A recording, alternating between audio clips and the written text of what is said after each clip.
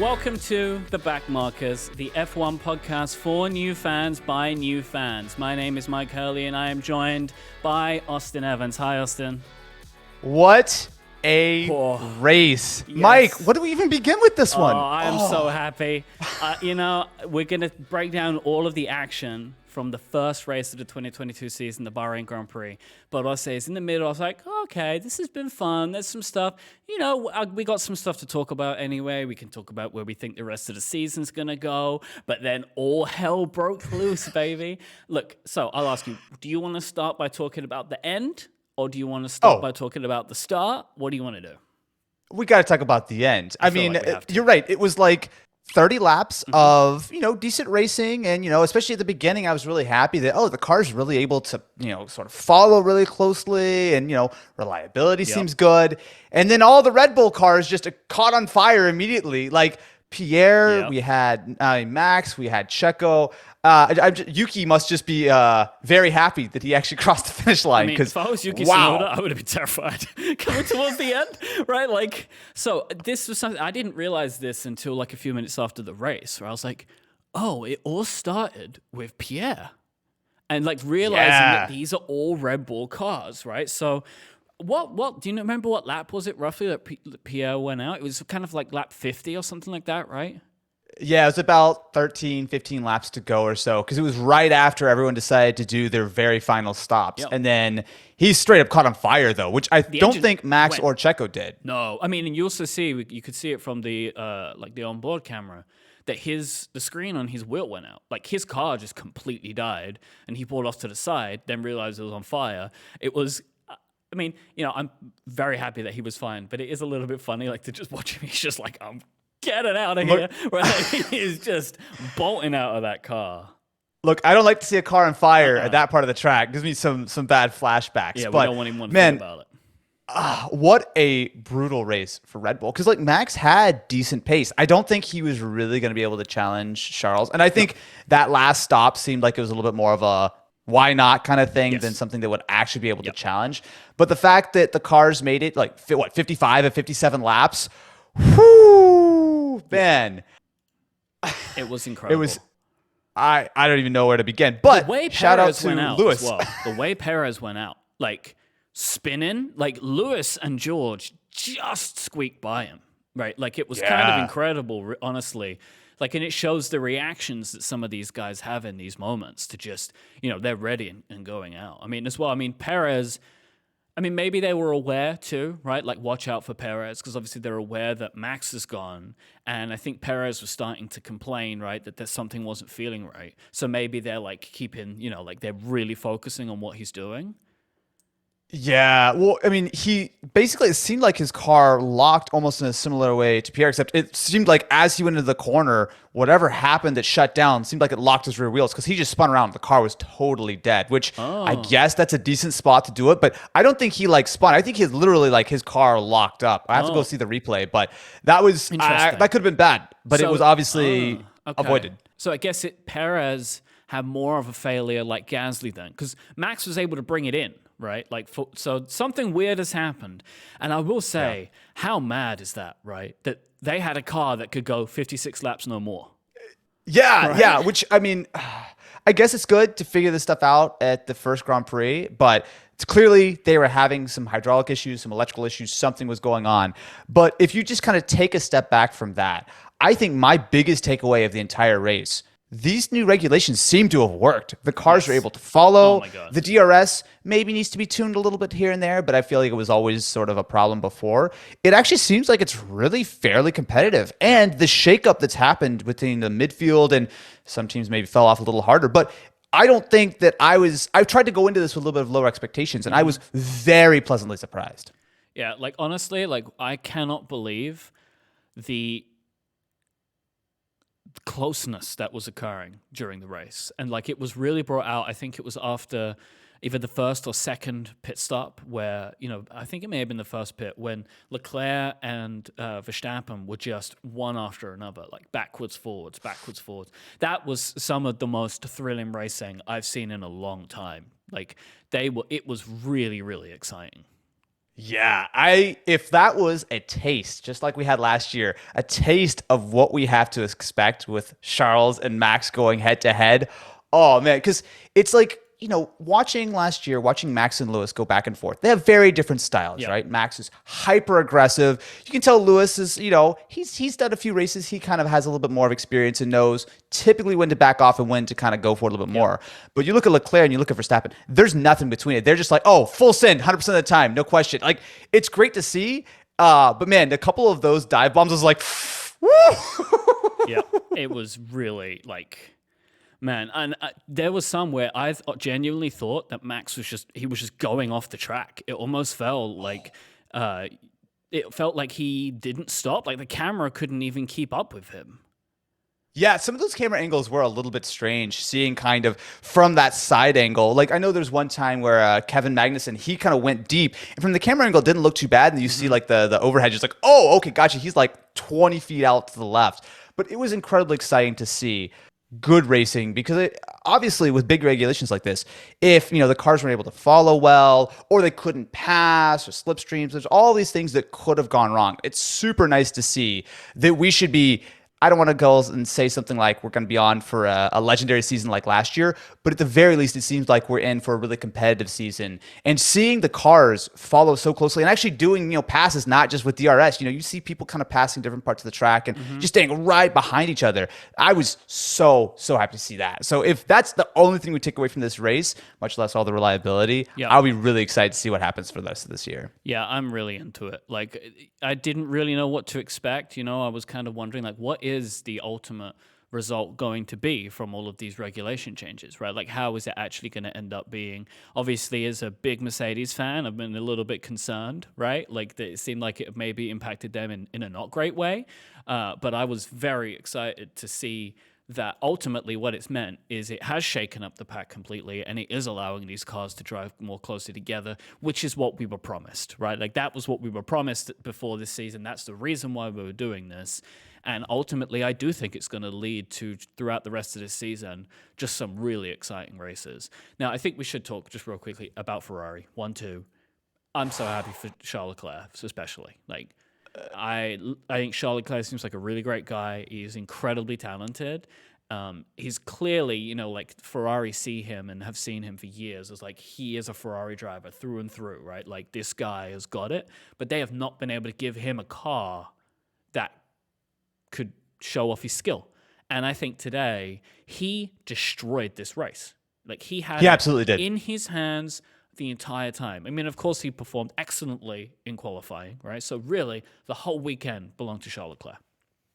Yeah, absolutely. I think going into it, the competitive order, there's a lot of speculation, we're Ferrari holding back, we're Red Bull holding back. The answer is they seem to be both holding a little bit, but also fairly even. But seeing just how well-rounded that Ferrari is, it feels like it is really the full package. Yep. Again, we've got to see more tracks. We'll see a little bit of a wider picture, but so far they've got to feel super, super solid. Some of the other things I'm really curious to see as far as how the Leclerc and the Sainz dynamic is going to play.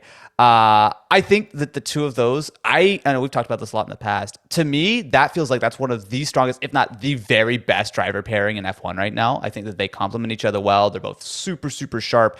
So it'll be curious to see if a certain red team starts employing, maybe some team orders, maybe trying to push a little bit here and there. I know we're one race in. I don't think we're going to see that yet.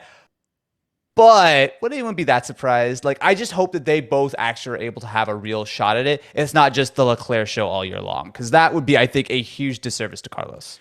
Yeah, and honestly, like, obviously you say one race in. I think it is too close to call that because Sainz, obviously he took advantage of a situation today, but there is nothing to say that he wouldn't have taken Verstappen. Like he also had a very good race. Like who knows what might have occurred? Like that could have been Sainz one way or another anyway. It's going to be intriguing to see if this continues for Ferrari, which currently it's looking like they are probably the season favorite at this very early stage. Like everyone, lots of people have been putting their money on Ferrari, right? Because it seems like they would just been performing great, and I think as well a lot of people want Ferrari to have a great season. I think it helps them wanting to say like, oh yeah, they're my favorite. But it's going to be really interesting to see how that plays out for them and to see who ends up becoming the dominant, because it could be weeks away. Sainz could flip that out just as easily as Charles did today. Yeah, and I hope so. I hope that they have a really fruitful battle. You know what, though, that really, I think, I mean, come on, McLaren. I knew that they were on the back foot going into this week, but that was tough to watch. That was, I mean, what was actually the final? I actually should check to see what the final finishing order was, because it was Lando 15th, Daniel 14th, and that is with 3 Red Bulls, or I guess 2 Red Bulls and an AlphaTauri, who all kind of pushed me up the order. Like that's tough to get around.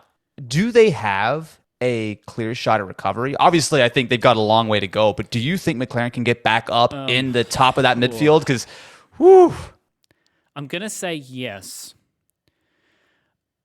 because I want to have faith for them. I think, I was hearing everyone say today, and I've been hearing people say it the whole weekend, McLaren had brake problems, right? They're having overheating brake problems, and they couldn't test as long. Ricciardo had COVID, couldn't test for as much.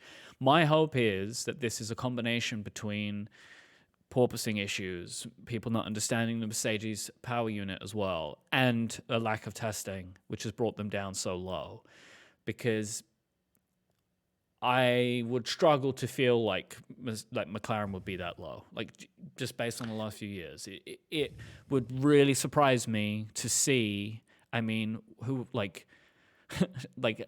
Aston being above them, like that. Stroll's above them. Albon is above both of them in the Williams, who had a great race, by the way, today. Yeah, Alex Albon had a great race, but I don't know, man. I don't know if I would want to call it dead for McLaren this early.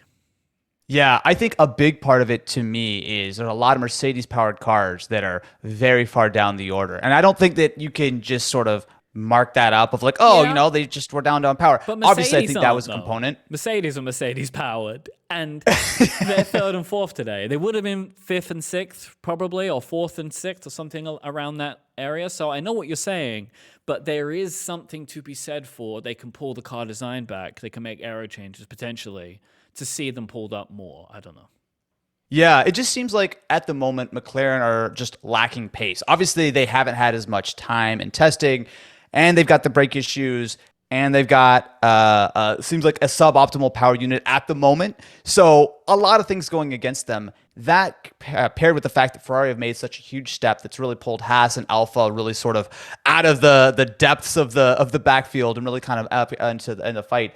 I think it's going to be really interesting to see the development, because we have to remember that these power units are going to be frozen before too much longer, right? So we're going to have whatever the order is, vaguely, I think will kind of remains to be seen, because I know there's a little bit of leeway for teams to adjust for, reliability reasons and stuff. But if Ferrari are able to keep this sort of hugely dominant amount of power, I think it's going to be a really interesting thing. And it's going to be a huge, huge help to the other Ferrari teams, because I don't know, man. It's so hard to sort of make too many decisions based on one race, right? We have to keep in mind, this is the very first race. There's so much development that's going to be going on over the next few months and sort of really throughout the year. But I think that McLaren and Aston are really on the back foot. And I'm kind of a little disappointed that Williams, they did okay, but it seemed like they were very much kind of keeping with the back of the field pace that they've had for the last couple of years. And I don't know, to me, I was kind of hoping that they were able to make a little bit of a step. Obviously, that's a really difficult thing for them to do, but Mercedes-powered cars seem like they have a tall task over the next few months of trying to get some pace back in their vehicles. You mentioned Williams hoping that they'll be able to recover. I feel like it's probably time to talk about Haas now, because how fantastic. I'm so happy for them. Obviously they've had a terrible 2 years. They've had a really complicated and tricky last couple of months, right? In needing to drop their title sponsor, in having to let Mazepin go, and then bringing in Kevin Magnussen in the 11th hour, and then him today scoring 5th. Best of the rest today. Oh my God. Unbelievable. Truly amazing. It's great to see, I think, on so many places, because you're right. Like, obviously, Haas have had an incredibly difficult few years. And, I mean, they had an incredibly difficult preseason, right? I mean, they lost a driver in between the first and second tests, right? but the fact that they got Magnussen back, the fact that they have the great power unit, and the fact that they just seem to have built a pretty solid car. Now, I will not be surprised if they maybe lose a little bit of pace relative to the others. I think they're probably not going to be able to keep up the same level of development as everyone else this year, is just kind of my sort of thought. So this might be sort of peak Haas that we see. Even if that's the case, it is a huge step up from them being 2, 3, 4 seconds off the pace like they've been in some races throughout the last couple of years. Also, just shout out to Gunther. I just feel like he needs a break, and I feel like this has gotta give him some of the good feels. They're P3 in the constructors right now. Like, what? I can't even imagine the language that came out of Gunther Steiner today. I don't even want to know. I mean, this is the thing. Does he swear more or less when he's happy? I guess we have to wait for Drive to Survive to find out, right? It is unbelievable. The constructors right now, Ferrari, Mercedes, Haas, Alfa Romeo, Alpine, Alfa Tauri. They're the only point scorers. And then Aston Williams, McLaren, and Red Bull. Only a 0 right now. Unbelievable. It is wild. So some of the other things that I think were interesting to kind of talk about throughout the whole race. So I think these cars, not only they look great, but also I feel like some of the liveries to me, and it's a small point, but some of the liveries to me actually really kind of popped under the lights. Yes. I still love the Ferrari, as you The brown totally Ferrari. know.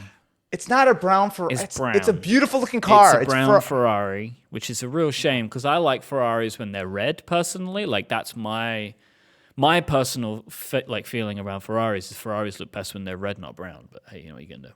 Okay, well, sure. Red is the color of an F1 car in my head because that's how I grew up.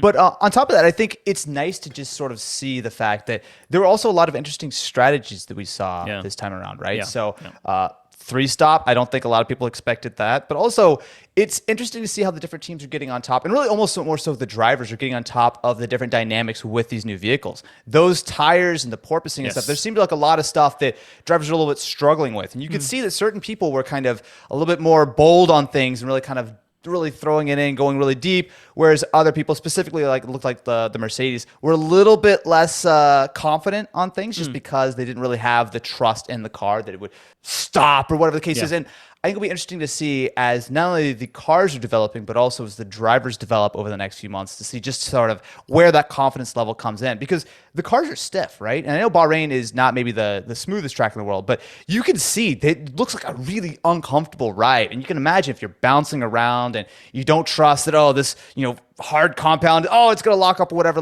It does seem like one of those things where a lot of the sort of gains are going to be coming not only from the confidence, but also from the vehicles. Yeah, I mean, you're saying about the pit stops.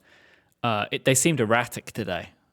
There seemed to be a lot of very peculiar pit stops happening at weird times as the teams are trying to understand what these tires were going to do for their cars under any given circumstance. Mercedes pulled in very early to change onto the hard tire and then had to abandon that later on in the race. It would seem to be a lot of trepidation from the teams as to which tires to be using at any given moment, which was, again, they're trying to understand how these bigger, heavier cars are going to handle things. Maybe the thought was, well, we'll go on the hard now. Maybe we'll only need one stop, and we can go to the end. But they realize that we're just losing way too much speed right now, where we're going to end up needing to do that 3-stop later on. It was intriguing to see Mercedes trying to pull out a strategy, right? Like they figured they had to try and do something different today. And that one clearly was not the one for them. And McLaren tried it as well and had similar results, I think. Yeah, I do not envy the crews. Those wheels and tires look heavy, right? I mean, obviously, I think the old ones were not exactly light, but I mean, that's a big tire and wheel, and I think it's going to take quite a while. Across the board, like today, which I'm not surprised about. And there were some faster than others, of course, but no one was hitting close to sub 2 second times today. Even Red Bull, I think, hit a 3 second at one point, which is very peculiar for that team. Yeah, I think it'll probably speed up a little bit, but I don't know if we'll see sub 2 again. Just those wheels are heavy, man. I mean, I don't know. Maybe they'll, everyone will just do a couple more reps in the gym and just sort of throw them on. But whew, man. Pit crews just all get jacked, It's just all going to get just big guys down there in the pit. That's just the way they're going to have to do it. I do love the look of it, though. those big wheels, like I know it's a bit contentious. I love the big wheels. I love are they called tire walls? Is that what they're called? The big hubcaps?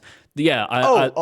You know what I'm saying? Well, I don't know exactly what they're called, but I really love it. I love the look of the color on them, and it's I don't know. It all looks pretty futuristic to me, in a way that I kind of really enjoy. Just the cars in general, the curves and stuff, like they are really looking good. And I agree with what you said a minute ago that under the lights, because so many of the liveries are metallic, like in the finish, it looked really excellent today. I'm intrigued to see how it'll look different. I think. We spoke about this before on our previous podcast of test drivers about, the McLaren was definitely a fave for us both. And I think the McLaren will probably look especially good in daytime.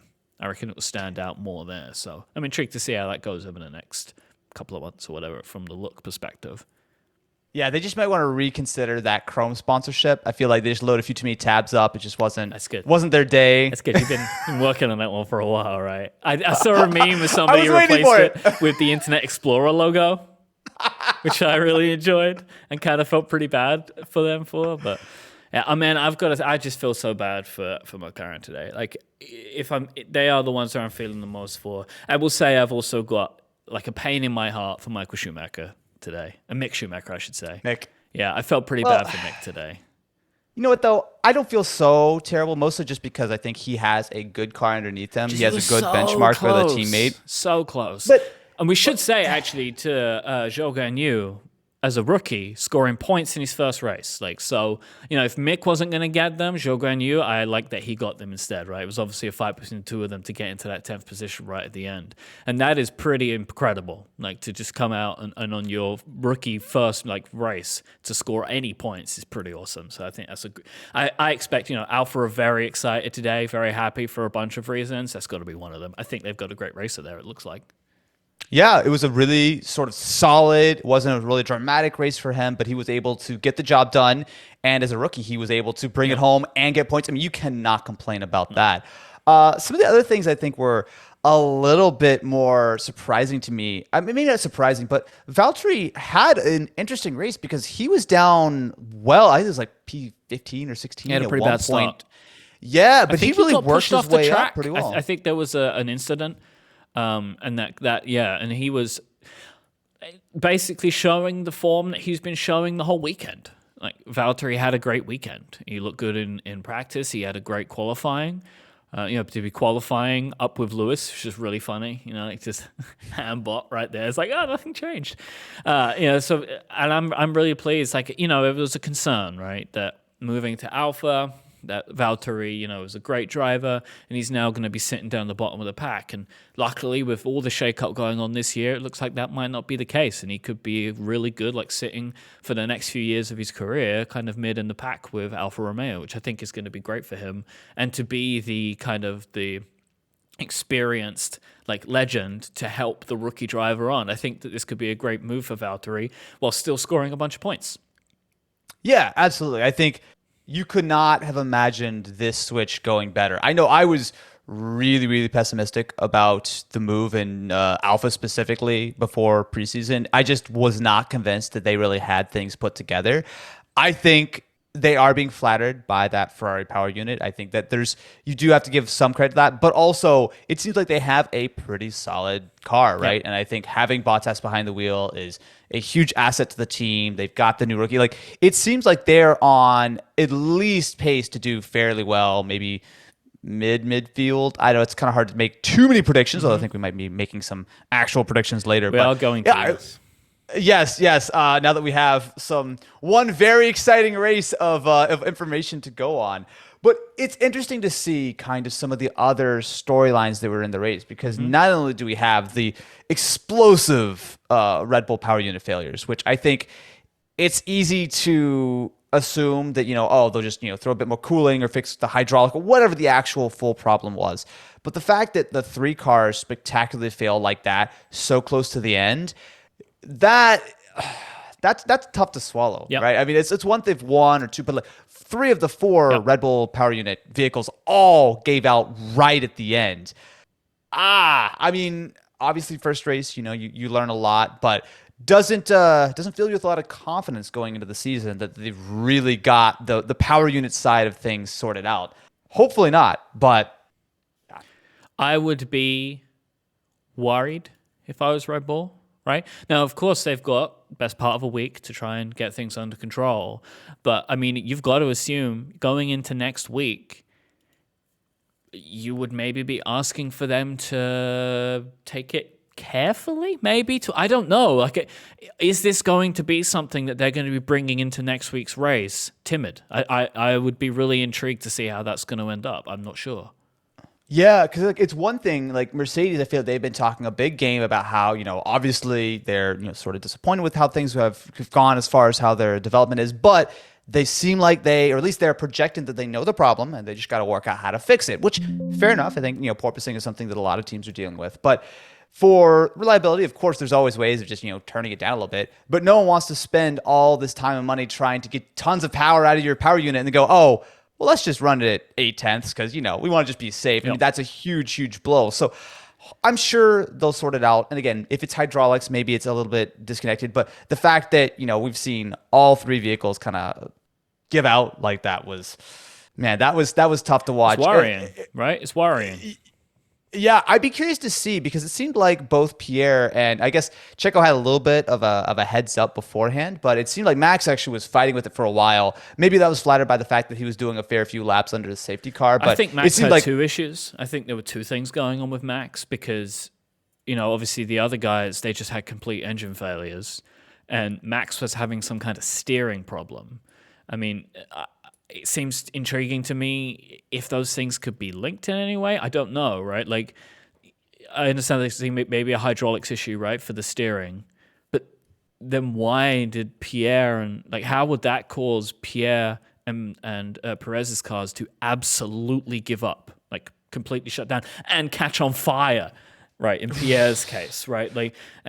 Very intrigued, right? Like, there's something weird going on there, and you've got, I mean, how many days? 4 or 5 days, realistically, to do something about that? Like, that's going to be... I mean, I'm going to really be interested to see what Red Bull have to say about this over the coming days. Where, as you said, even before the race, Toto's talking about the fact, like, we know what our problems are. We're putting plans in place. Every time we get in the car, we learn more and get better. Like, that's a different story, right? And who knows, right? Maybe in 3 races' time, both Mercedes just completely kaput. Right? Like, because it's not like Red Bull knew this is going to happen. Honestly, I was expecting more of this kind of stuff today. I am surprised, honestly, how few teams had a problem like this. I was expecting someone's brakes to catch on fire, right? Because it was okay. But nothing else really happened. It was just, and it was funny, it was all really condensed because we're about 3/4 way through the race. I'm like, I cannot believe we've not had at least one safety car today, right? That no one's having any issues. Because I was just assuming everyone's got brand new cars. Something's going to go wrong. And it is a surprise to me that it took so long and it was so contained to what's going in the Red Bulls. Yeah, no, I fully expected someone to be on fire by the end of the first lap. Like, I was like, oh, surely something's going to go wrong. I mean, I will say, I turned to my wife and was like, do you think one of them might not make it around the formation lap? Like, you never know, right? It's happened before.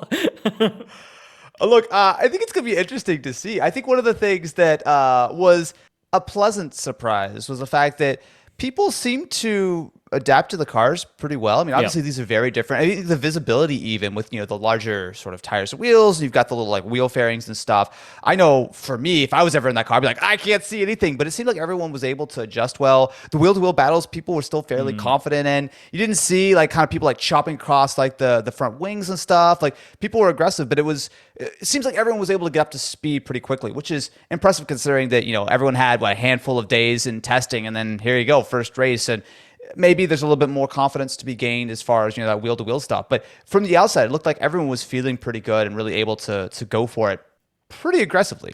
Talking about the visibility and of the cars, what did you think about the the helmet camera? It's amazing. A lot more.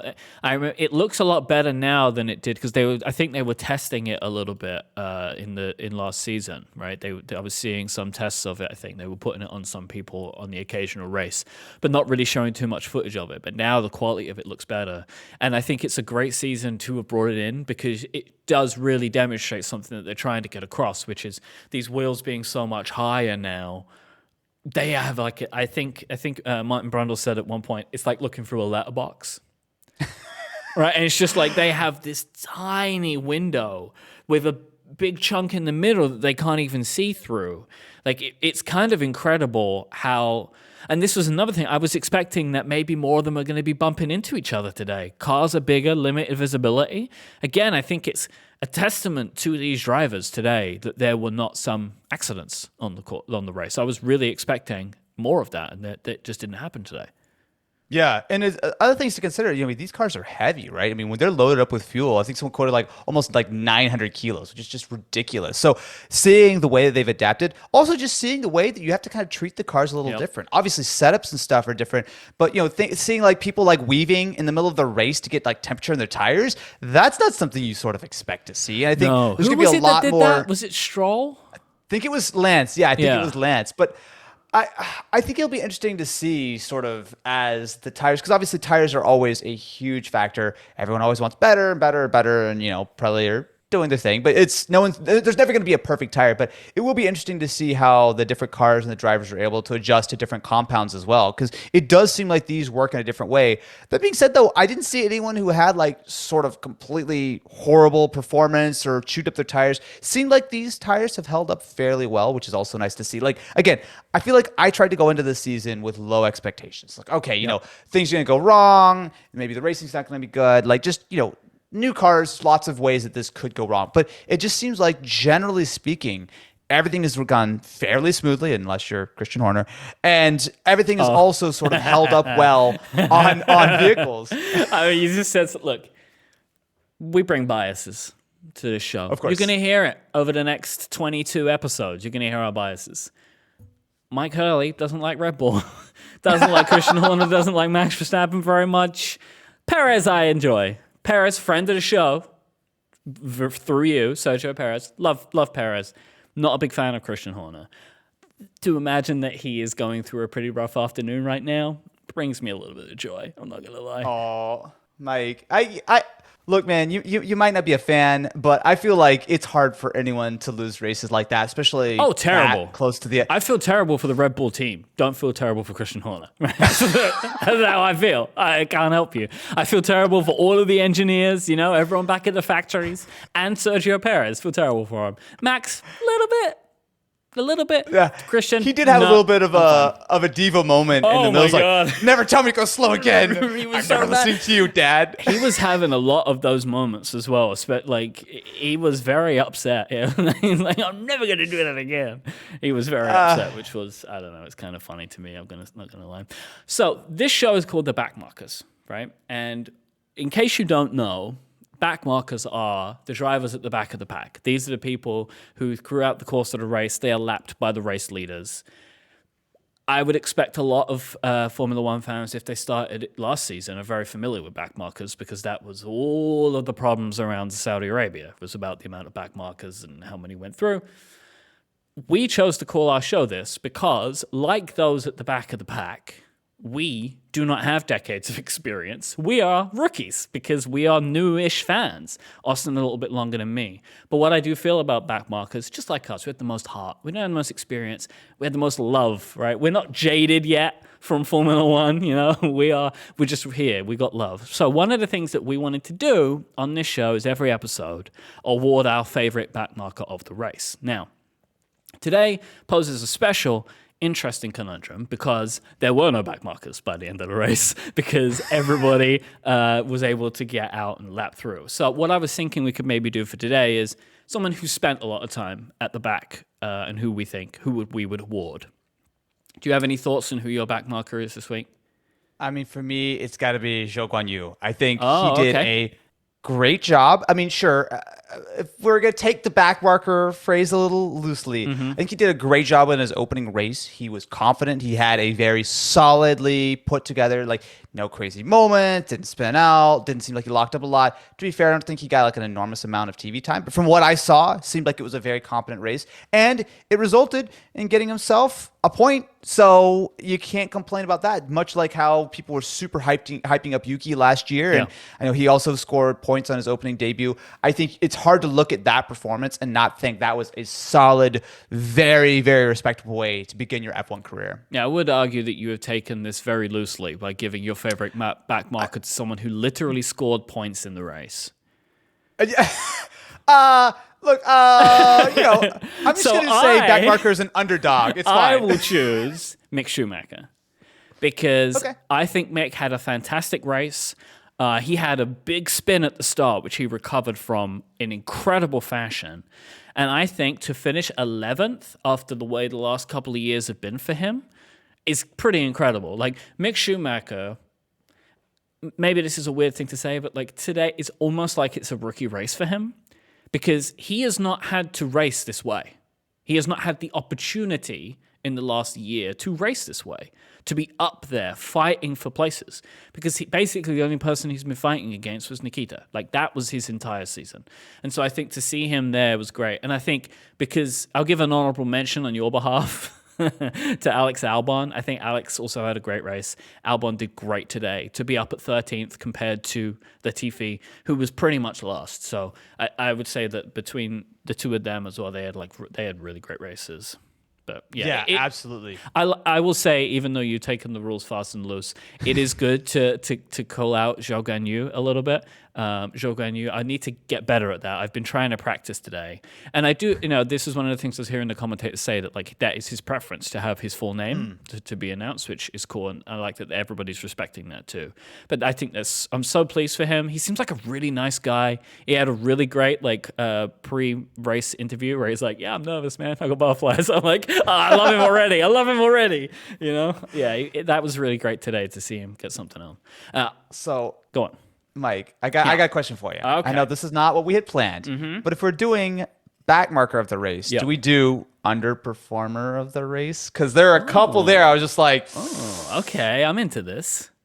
I mean, okay, the obvious answer was McLaren, right? I mean, Yes. that car was trash, right? And I don't even think sure, Lando outperformed Danny Rick for the most part, although I think ended up actually I didn't see on the TV coverage, but I think Danny somehow got in front of Lando. I'm not sure how that happened, but regardless, both of them did fine, I think the car was ridiculously slow compared to what I think a lot of people expected. So to me, that's got to be the biggest disappointment of the race. McLaren, they've had such good momentum. They've been doing so well over the last couple of seasons. Really seemed like they were on the up, and then just to crash and burn, well, maybe not literally, but just to calm back down to earth so hard. There's going to be some late nights over at McLaren HQ, just like, what do we do now? Yeah, I did not know either. That I don't know how it happened that Ricciardo got in front of Norris. I didn't see that at all. I'm not sure what happened there. Maybe there was some kind of late stage chicanery, but yeah, I would agree that. I mean, obviously excluding Red Bull and the double DNF. Whoa. Okay, I might be taking the rules a little liberally. You cannot say. I would say for the reigning world champion to DNF the first race is pretty rough, but I will agree with you. I mean, I would say specifically Lando Norris, as well as just McLaren. Like, I expected a lot from Norris going into today. And I continue, honestly, to expect a lot from him for this season. Like, I really do think that at least for the underperforming teams right now, it's way too early to count them out. Like, I wouldn't say that so much for the teams that are performing well, because they may continue to perform well and they may drop mid, like from top to mid. But I think it's too early to count out McLaren and Aston Martin, especially right now. I think it's going to be interesting to see where we're going from there. But yeah, I would say from an underperforming perspective, it is McLaren today. And I would maybe point at Lando a little more than Daniel, because just going into the previous performance of what we were expecting from the two of them. On this note, what is your personal favorite thing from today's race? I want to know from you. Max and Charles going head to head. 2-3 laps in a row, back and forth. That was great. It was great to see. Super aggressive. The fact that they didn't touch was great. And just as a sort of sub bullet to that, it's so nice that everyone's like friends again. I feel like last year there's so much toxicity and just anger and all this kind of stuff. It's like, oh, good job to Ferrari. Oh man, yeah, great racing. It's nice to have a little bit of that camaraderie back that I feel like we've been sorely missing over the last 12 months. So to see a proper, sort of wheel-to-wheel bit of action between for the lead of the race between the Ferrari and the Red Bull, and then to see that everyone's chill, everyone's having a good time. That's the way that racing should be. It shouldn't be all this bad blood and everything that just. I'm really happy to see that. But yeah, for me, that sort of Ferrari and Red Bull fight for those few laps there was great to see. Yeah, that's what we're going to be all about on this show, is like having fun with it. Like this shouldn't be a nasty sport. Like, and we can have our favorites and we can tease and make fun and that kind of stuff. But this is about having fun and enjoying this thing. For me, my personal favorite thing is a top 5 finish for George Russell. I think that's so amazing. I'm so happy for him. You know, like, I am a huge George Russell fan. I've been since, Drive to Survive was really, like, a couple of seasons ago, and then really seeing him put the work in at Williams, and I desperately wanted him to get that McLaren seat, and I desperately wanted him to have a car that can perform for him. I still believe he can get it, but, this is his highest finish in Formula One. It's so close to a podium. And I've got to say, I bet he wasn't expecting 4th when he went into it today. So I think that George has got to be feeling pretty good. And I'm excited to once we're done here today, to go dig in to see what everybody's saying. I really hope that he's feeling good. And I'm sure he's taking that Mercedes line of, we've got to push, we've got to, they love to say it. But obviously I also love that Mercedes got on the podium. But I'm most excited about George Russell's top 5 finish today. Yeah, he was impressive. I think there were a lot of questions about how he would measure up with Lewis, and I think most people rated him really favorably. But obviously, it's one thing to overperform in a Williams, and obviously he hopped in the Mercedes that one time. But I think it's a different thing to actually see going head to head, quality and race and stuff. I think he's proven himself to be worthy of that seat for sure. Whether he's on Lewis's level, second and a half behind Lewis, which I think for his first race in this car, I mean, honestly, I think he's done. I think he's proven himself. I wasn't expecting, and I don't think anybody else is expecting him to be better than Lewis Hamilton this season. Like, I wasn't expecting that. I was expecting him to put up, and I am expecting to put up a really competitive fight. I don't want to tip my hat too early, but I'm expecting some P1s from him this year. Yeah, I'm not expecting that by the end of the year, George will be above Lewis. That's not what I'm expecting. Maybe next year, maybe the year after that. But like, just him holding his own is what I was expecting, and is what should be enough from him this year, I think. It will be very interesting. But that, I think, leads us nicely into our official, confirmed, set in stone predictions for the 2022 F1 season. So, Mike, what we say here, everyone's watching, everyone's listening. Yep. What we say here is set in stone. We cannot change it. They're going to live in our document as proof. It's going to live. Yeah. So, we have to make our decisions. Mm-hmm. Now, I think we've kind of set this up to be a little bit open-ended, so we don't have to necessarily say our predictions of P1, P2, P3, or whatever. Mm-hmm. More so just like we have to make a couple of hopefully bold predictions on what we think is going to happen for the rest of the year. How should we do this? Do you want to take turns? I've got 3 let's take turns. I've got 3 as well. Let's take turns. Okay. So I don't think this is going to be a super contradictory opinion, but I think McLaren are going to have a very, very rough year. I don't think they're going to be P10 or P9 or P8, but I don't think they're going to come anywhere close to the P3s and the P4s and the constructor that they've had over the last couple of years. I think they're going to have a rough year and still lots of time to catch up. But to me, I think there's a lot going against the team right now, and I don't know if they've got enough time to really turn it around before the end of the year. All right, so can we quantify this a little bit? Like, for us to be able to judge it, what are we going to say here? What are we talking about here? I think McLaren will finish P6 or lower in the constructors. That's my guess. All right, do you want to put that in there? I will write it down. It'll be locked and loaded. P6 or Austin is wrong. P6 or Austin is wrong. I like that as a thing. All right, so my first is I'm going to go back to what I was just talking about. George Russell wins a Grand Prix in the first 7 races. Ooh, okay. So I've got 6 more to go, right? So I'm hoping for quite a bit of pickup between now and then. But between the first 7 races. So I will say, all right, I wrote all my predictions down a week ago. Oh, so okay. I'm staying I had 4. I knocked one out of it just now, which was, I feel so sad saying which one I got rid of. Lando Norris finishes at least 4th or 5th in the constructors. I don't feel confident standing by that one right now. You're like, well, we're just gonna let that one slide. Yeah, I'm just gonna let it go. But I'm gonna say that George winning a Grand Prix in the first 7 races is one of my picks, and I honestly I feel pretty confident about it. We'll see. I can see. I don't know if I would say I would feel confident. I wouldn't be shocked if it happens, especially if Mercedes can sort of get on top of not only the porpoising, but also whatever's going on with the power unit. I have absolute blind faith in Mercedes, right? Okay. My bias is strong, and it may come back to bite me, right? Like, see, that's it. When everybody gets like, oh, Mikey being so annoying about your unabashed love for Mercedes, I could end up making a pick like this and then lose out on the predictions by the end of the year. So, it goes swings and roundabouts. Look, bold predictions are what we're here for in wild guesses of what's going to happen. All right. My second prediction, I actually feel fairly confident about.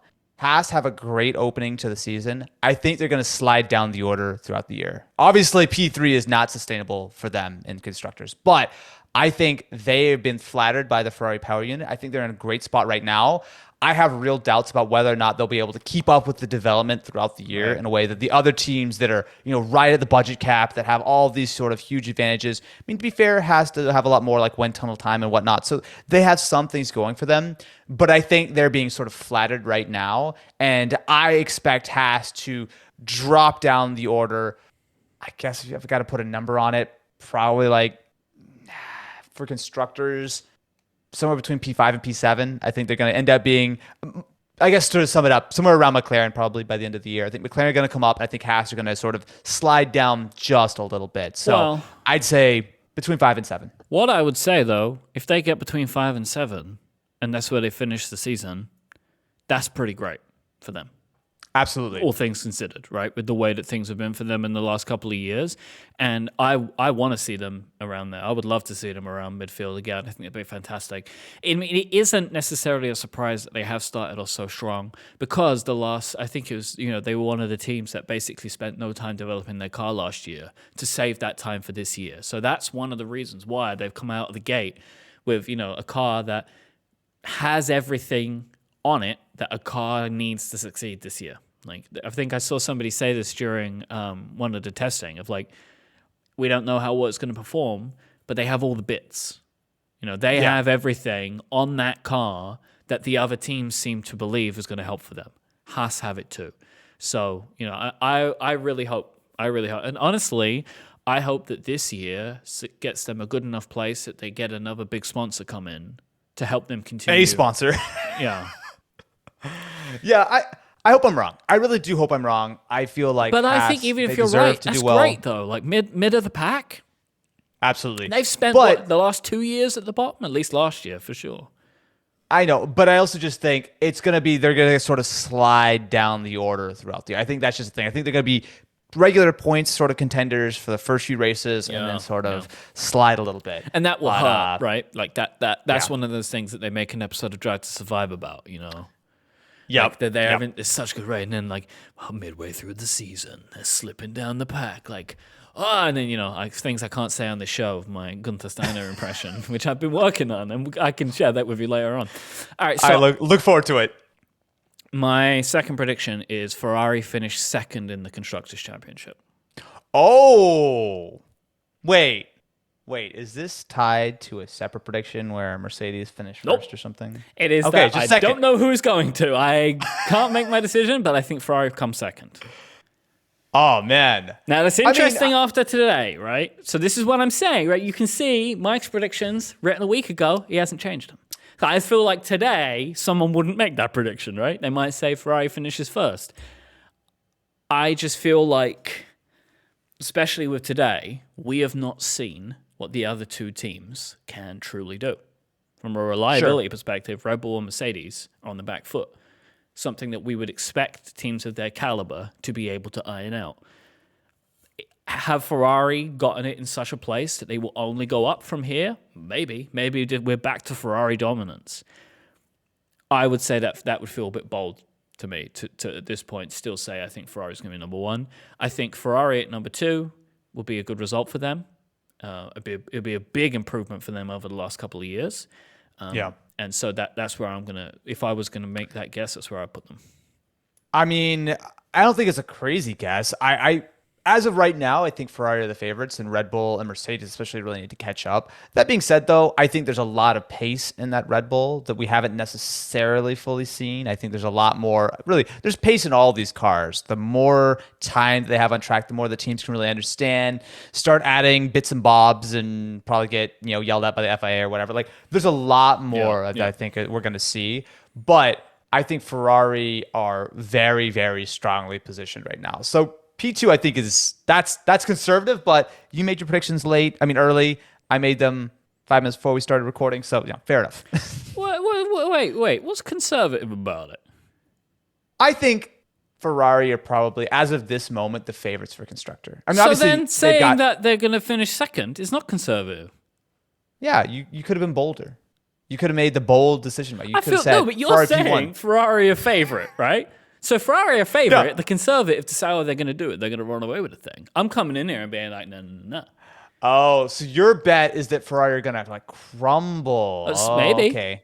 Or that somebody else is just going to come and storm in here, That's where I am. Look, man, I'm not here to judge your decisions. You are, though. I'm just here. You're doing it. Okay. So my last prediction is, I should put this, a very conservative one. I think we will have a proper 3-way title fight by the summer break. Yep. I think we'll see all 3 teams. Now, there might be a little bit of a disparity, based on, if Red Bull and Ferrari have a ton of points early. But I think we will, by summer break, regularly see the 3 teams mixing it up for wins. Right. Yes. That's my big prediction. I do think that everyone's going to come together because there's so much potential in these cars that no one has tapped yet. And all 3 teams have not only just the budgets, but just like the brain power behind it, I think, to really pull this together. So very, very safe one, I think, in my opinion. But I don't think we're going to see a runaway this year. Now, maybe we quote that for our season-ending episode where Ferrari won by 500 points, but I think we're going to see some in the season, Ferrari a constructors champion because the other cars just keep exploding. No, I completely agree with you. I was thinking this myself too within the last week or so that I think it's going to happen and how exciting it will be if this is what happens. Like that it was great last year that the Drivers' Championship was finished, was concluded in the final race of the season. I hope we see more like that. It really builds excitement as the season goes on and variance, and it makes it fun. You're not seeing the same 1, 2, 3, 1, 2, 3, or it's just these 3 guys, just in a slightly separate order on occasion. I think that it's pretty great that we could be in a case where we're going to see all 3 of these teams regularly mixing it up. I think that's going to be pretty awesome as the season progresses, and I think you're perfectly on it with that. All right, what's your last prediction, Mike? Hit us. Daniel Ricciardo leaves McLaren. Ooh. Yeah. Okay. So, are you going to give any more clarification on that? Is he out of F1 or out of McLaren? I think there's a big difference there. Yeah, I don't think Daniel Ricciardo's out of F1. I think he will want to continue, and a team will pick him up. But I think that we are set at the moment for a Red Bull-like situation with McLaren, where they are trying to find their second driver for their Max Verstappen. And I'm not saying that McLaren are at that level, but they have put all of the chips on Norris. Right, he is in for another 5 years or something at McLaren. Dude, I was thinking about that. So right as the race finished and just trying to go over stuff to talk about for the show today, one of the things that really jumped out to me, we've got a number of, I think would be classified as future or current superstars, right? You've got Max, you've got George, you've got Lando, and you've got Charles, right? You've got these guys all locked down on fairly long contracts. I'm not sure how long Russell's is, but I know that pretty much everyone else is signed for a multi-year sort of deal. And while that seems great right now, and obviously they're on probably fat paychecks, you got to think Lando is a great example. If McLaren are as bad as they might be this year, he's just signed himself up for years and years of pain. Obviously, I'm sure most, if not all, drivers have some get-out clauses or whatever. And, fair enough. But I do think there are risks to these mega long contracts. yeah. Whereas, for all that Lando knows, the Red Bull seat or the Mercedes seat or Ferrari seat or whatever could be up next year and he's locked in. So, because like in 2 years' time, Lewis could retire, right? And then Lando would be incredible to go in there, but you can't do it. Unless, exactly.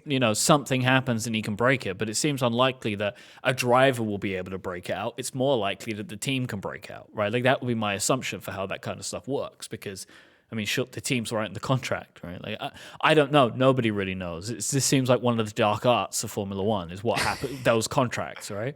But my expectation is that, McLaren are putting everything on Lando, right? They want to do what Red Bull has done. That's kind of how I imagine Zach Brown's looking at this, right? We have our young guy, and he's incredibly good, and he's only getting better, and we are getting better as a team, the current season excluded so far. I could imagine they are trying to find the right person for Lando. I think they thought they had it in Daniel Ricciardo. I think last season maybe proved that they didn't. Because, Daniel...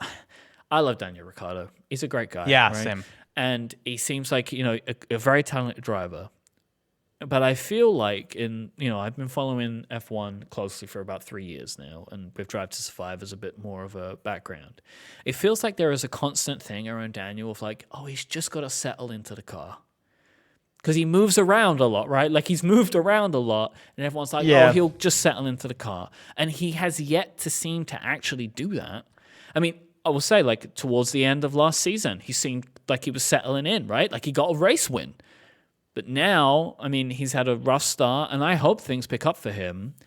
But I'm expecting that if I'm McLaren, I want to try and find someone who can more closely match Lando, help the team. And if they do end up where they were for most of last season, with there being quite a gap between the two of them, I don't know if I would assume they might want to shuffle things around a bit depending on who might become available. Man, this is so tough. I don't disagree in my head. I disagree with my heart. I still feel like Danny Rick I don't want this to happen. Like, this is one where if I'm wrong, I'll be happy I'm wrong. Yeah. Because that means that Danny's had a good season, I guess my fear is if it doesn't work with McLaren this year, he might just dip. I don't know how, where would he move? How many different teams can you go through in a few years? I don't think someone of his age, I don't think he could. Because you look at some of these other drivers, right, that they know they're going into situations that are not going to mean they're ever going to win the world championship, right? You look at someone like Kimi Räikkönen, right? You look at Seb, right? But they can't let it go. This is what, they're made for. And I just, the way that he talks about racing, I can't imagine him dipping. I can imagine that he would, he'd take a Williams seat if he had to, just so he can stay in the game for a little bit longer. And I think a lot of guys would do that.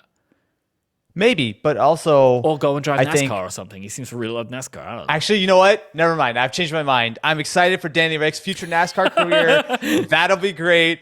Never mind. I'm super, super happy. Look, it's tough to see. I think Danny Rick is a guy who has enormous potential and really did well in the Red Bull environment. And it just feels like he hasn't really found his spot. And you're right. Everyone always tries to point oh, he hasn't done this or he needs to settle in or this or that. But it's hard to see what the problem is because I don't want to be disrespectful to him. But lots of other drivers switch teams, switch cars, and are on the pace instantly or very quickly. And it's I don't know if it's because Danny Rick spent so many years learning the Red Bull car and the Red Bull style and that just sort of is ingrained in him and it makes it more difficult. I don't understand it. I don't want to pretend that I do.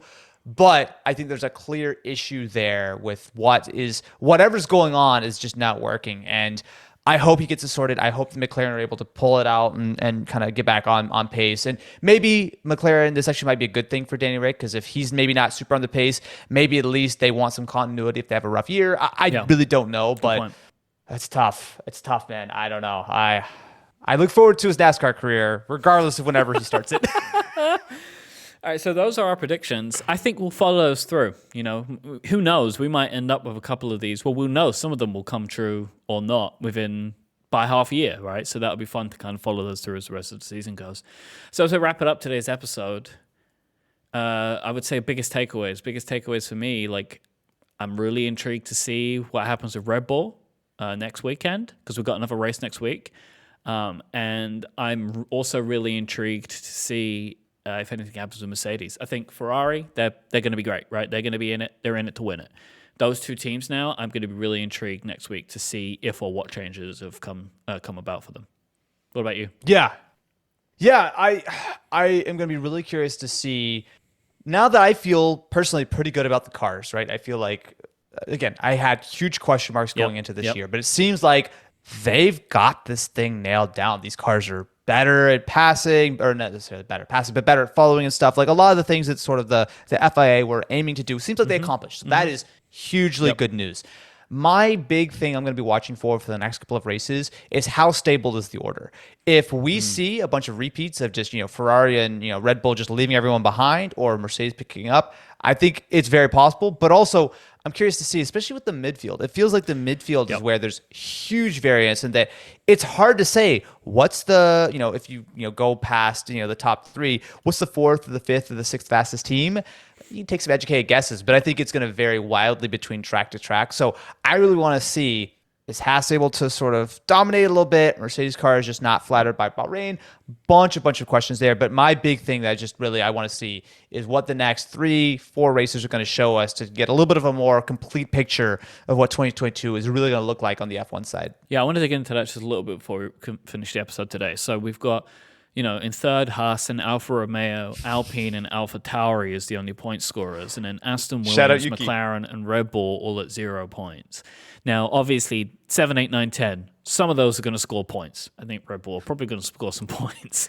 That's an easy prediction. So I with you, right? Like, what is that going to look like over the next few weeks, right? Like, we can probably assume somebody else is going to take third place. Haas I cannot believe that, right? Like, so where is that going to end up? Are Alpha going to remain so high up? Alpine, maybe I'd expect a little bit more out of Alpine as well. So, but I'm with you on that one, actually. I'm going to be really intrigued to see where that ends up going, especially because for a lot of this race, which I really loved, the cars were really bunched up. Like, especially at the start, like it took some time for stuff to start spreading out, which again made for some really exciting racing.